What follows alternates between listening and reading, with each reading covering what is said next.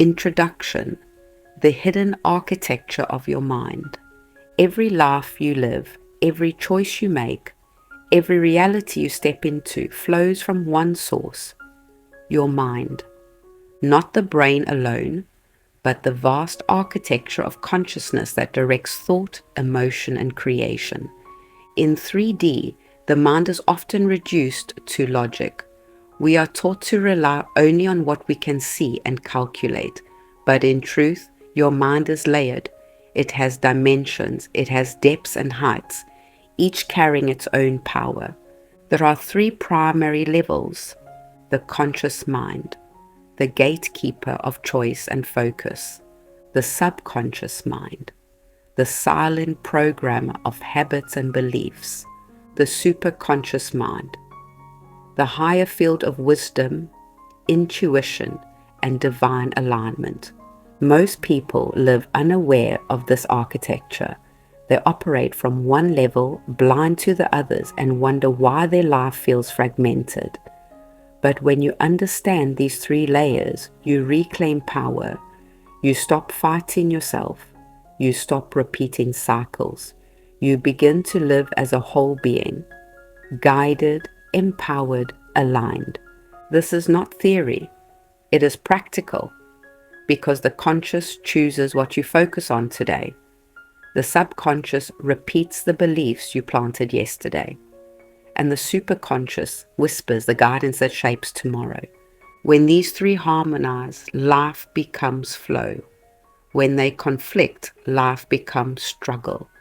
This audiobook will not only explain them, it will invite you to live them in relationships, in work, in healing, and in your becoming.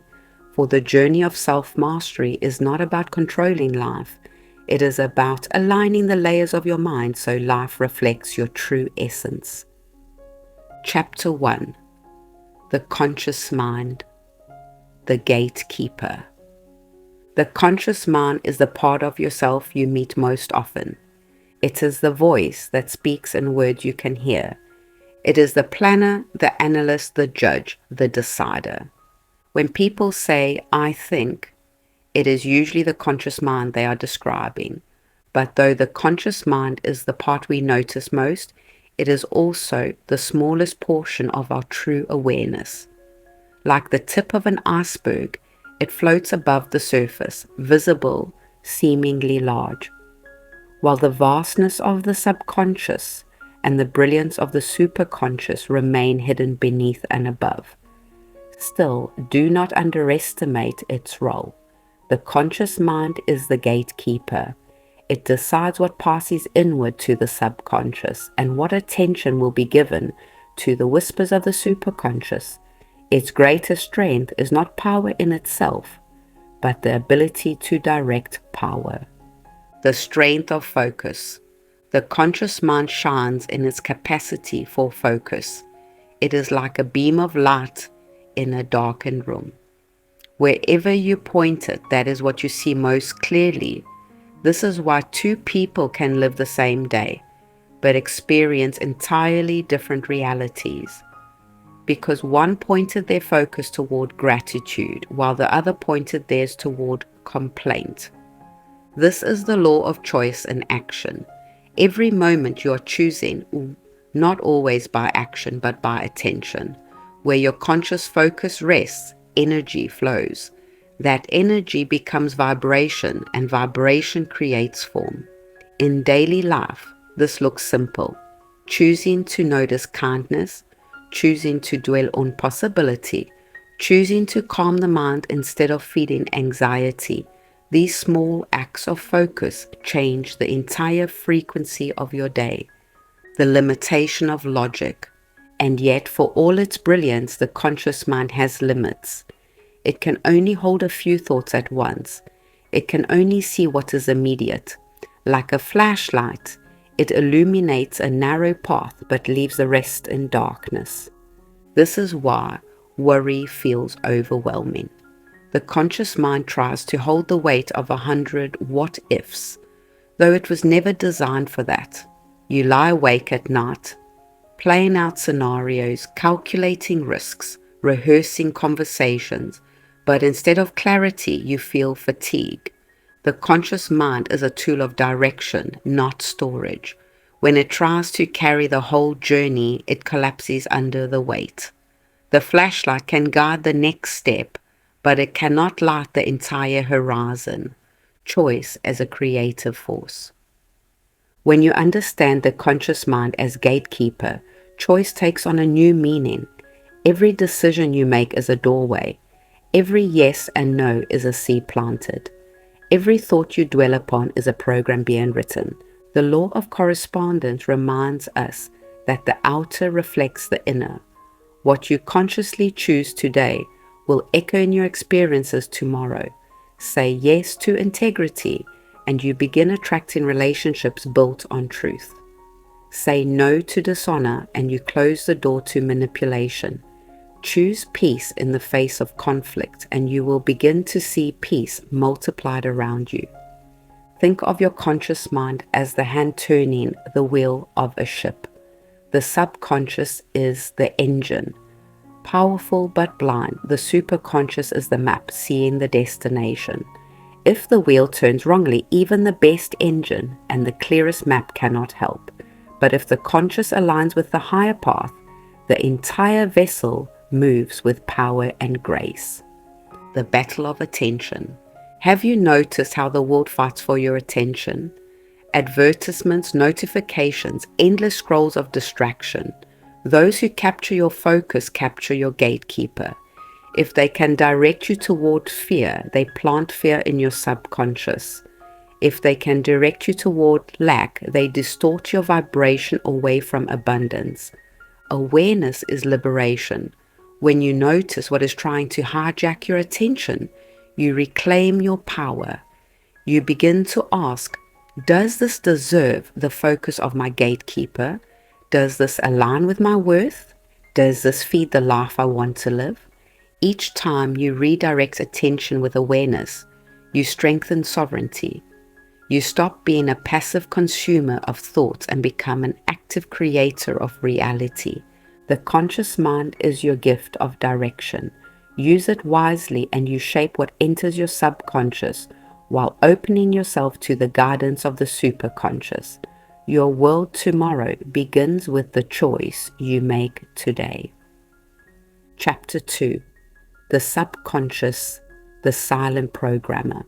If the conscious mind is the captain of the moment, the subconscious is the ocean beneath. Vast, deep, quiet, powerful. The subconscious stores everything, your memories, your habits, your emotional reactions, your conditioned beliefs. It is the silent programmer running most of your life without your awareness. You encounter it daily, driving a car without thinking of every detail, reacting with fear to rejection before you can explain why, repeating patterns in relationships even when you want something different. This is the mirror principle in action. Your subconscious is always broadcasting beliefs and life reflects them. If you carry the subconscious belief, I am unworthy, life mirrors rejection or scarcity. If you carry the belief, I am loved, life mirrors connection and flow. The subconscious as the silent driver. The subconscious automates. It takes what is repeated and makes it effortless. Walking, writing, driving, once difficult, now natural. Without this gift, daily life would collapse under details. But it does not only automate helpful actions, it also automates wounds. If you were rejected as a child, the subconscious may write, it is not safe to speak my truth. If you were criticized, it may whisper, I am never enough. These programs replay, shaping reactions as though the past was still alive. The law of repetition. The subconscious does not learn through logic. It learns through repetition and emotion.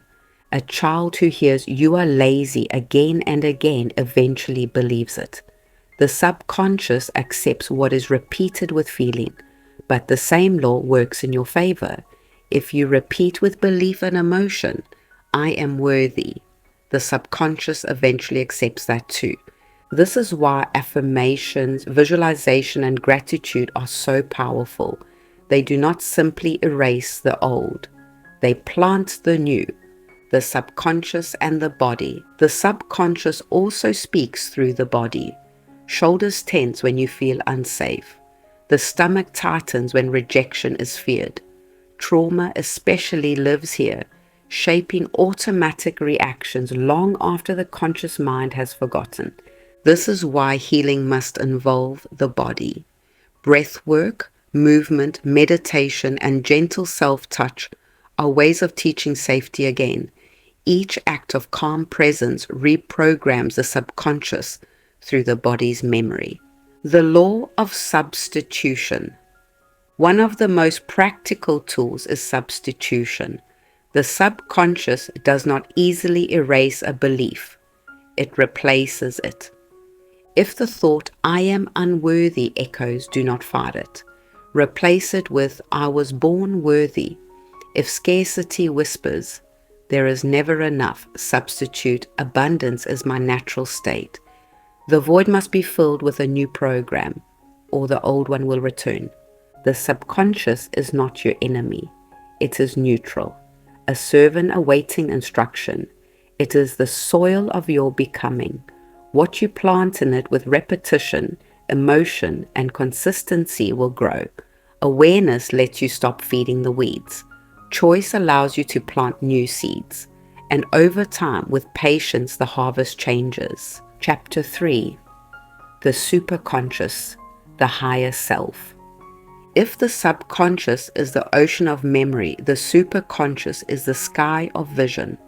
It is the highest field of awareness, the place where wisdom, intuition, and divine alignment flow.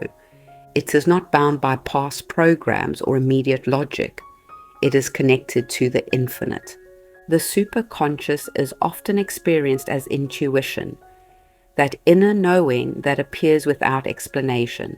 It is the sudden clarity that cuts through confusion. It is the whisper that says, "Wait," when you were ready to rush, or "Go," when fear told you to hesitate. The nature of the superconscious. Unlike the conscious or subconscious, the superconscious is not shaped by survival. It is not limited by the stories of the past.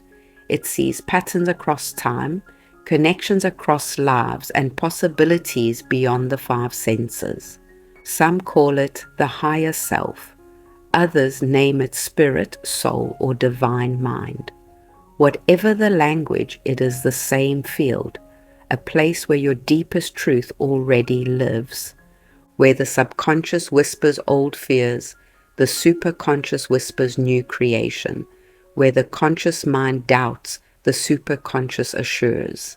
It speaks quietly, not with urgency, but with certainty. How the superconscious speaks. The superconscious rarely argues. It does not shout. It guides through peace, a calm sense that feels steady even when logic disagrees.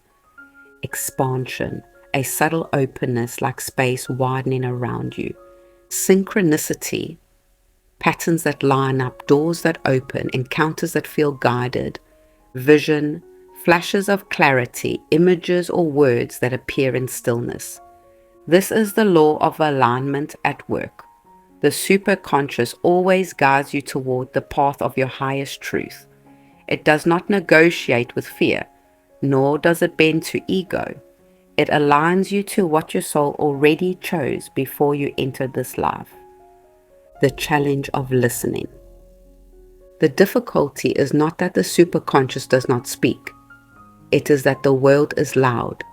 The conscious mind is busy with tasks. The subconscious is echoing memories. Fear, worry, noise, distraction, they all drown out the whisper. This is why practices of stillness matter. Silence, meditation, prayer, walking in nature. They create space for the whisper to be heard. When you quiet the chatter, the higher signal becomes clear. Living with superconscious guidance. When you follow the superconscious, your life begins to flow, not without challenge, but with alignment. The right people appear, The right timing unfolds, the right lessons arrive. This is not coincidence, it is correspondence. You are tuning to the higher frequency where guidance already exists. And as you act on it, the channel grows clearer. The superconscious is the compass of your soul.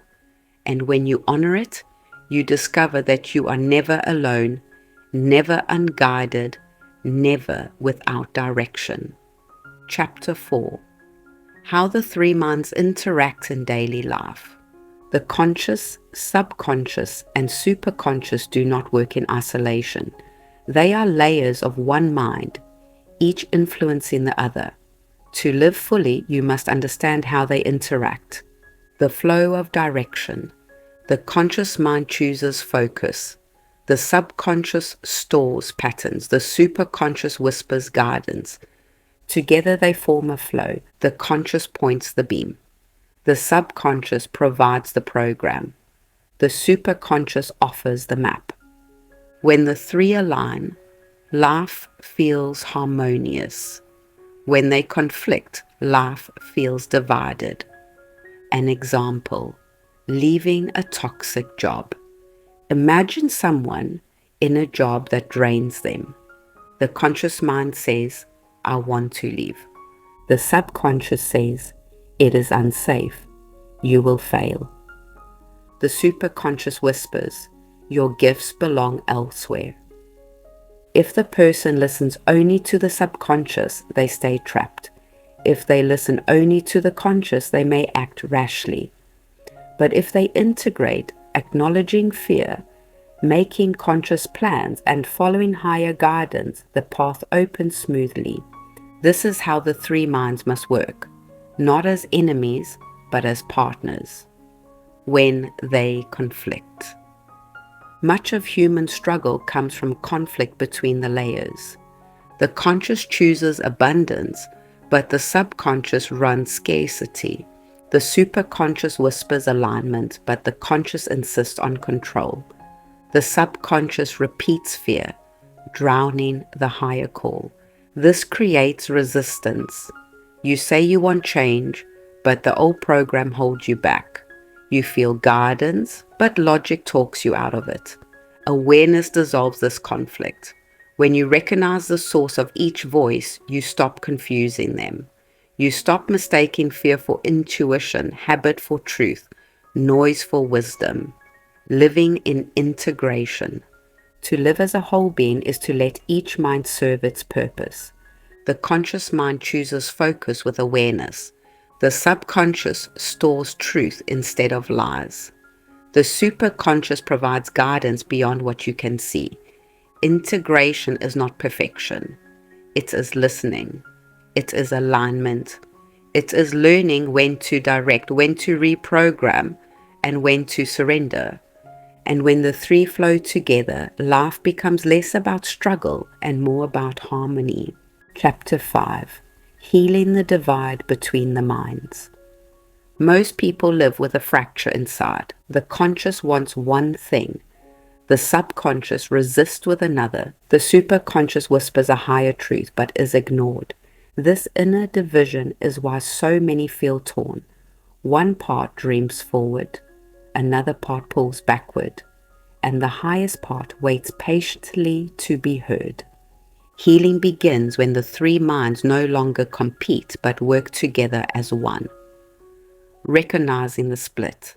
Imagine a woman who longs for love. She prays for companionship. She journals her hopes. She even declares affirmations, but deep inside her subconscious repeats, love always leaves. I am not worthy of staying. So, when someone kind shows up, she withdraws. Not because she doesn't want love, but because the fracture between her minds is still unhealed. Or picture a man who prays for abundance. He declares, I am ready for financial freedom. Yet the moment extra money arrives, his subconscious whispers, this won't last. Money always disappears. And so he overspends or self-sabotages, and the cycle repeats. This is the fracture. Three voices speaking at once, but not in unity. The conscious sets a goal. The subconscious clings to an old story. The superconscious offers a higher way forward, but the noise drowns it out. Healing begins by naming each voice. You stop mistaking fear for intuition. You stop mistaking an old wound for your true self. You begin to hear clearly who is speaking, bringing the subconscious into light. The subconscious is not an enemy. It is like a child repeating what it was taught. It resists healing when left in shadow, but once brought to light, it begins to soften. Imagine this. Every time your boss praises a colleague, your stomach knots. At first you assume it's jealousy, but when you pause, you recognize the old program, I will never be good enough. Or you feel anxious paying bills. Instead of avoiding the discomfort, you place your hand over your heart and whisper, I see you. You're safe now. Or you catch the thought, I always struggle, and gently you replace it with, I am learning to thrive. What is brought into light loses its grip. What is met with compassion begins to transform. Trusting the superconscious. The superconscious often guides in ways that feel unfamiliar, even risky. Think of the person who feels a sudden nudge to leave a job that drains them. The conscious mind says, this is irresponsible. The subconscious panics, without security I'll fail, and yet the whisper persists. Step out. Your gifts belong elsewhere. When they follow, opportunities appear that logic never could have planned. The superconscious rarely shouts. It whispers. It nudges. It confirms through peace, synchronicity, and expansion. Trust grows each time you act on it. The conscious as mediator. Between these two sites the conscious mind, the mediator, the decider. It is the one who chooses. When the subconscious says, hide, and the superconscious whispers, speak, the conscious must decide. When the subconscious repeats, you're worthless, and the superconscious declares, you are infinite worth. The conscious must choose which voice to obey. Healing the divide begins when the conscious stops feeding fear and starts planting truth. When it honors the higher whisper over the old wound. When it redirects attention toward what aligns with destiny. Healing is a rhythm, a practice, a daily act of recognition. You listen, you name, you choose, you trust, and slowly the fracture closes. The three voices begin to sing one song. You return to wholeness. Chapter 6. Practical ways to work with the three minds. Understanding the three minds is knowledge. Living them daily is wisdom. Integration is not a one-time revelation. It is a practice carried into each sunrise, each choice, each conversation. Directing the conscious mind. The conscious is the gatekeeper of attention. Each morning, it must choose before the world chooses for you.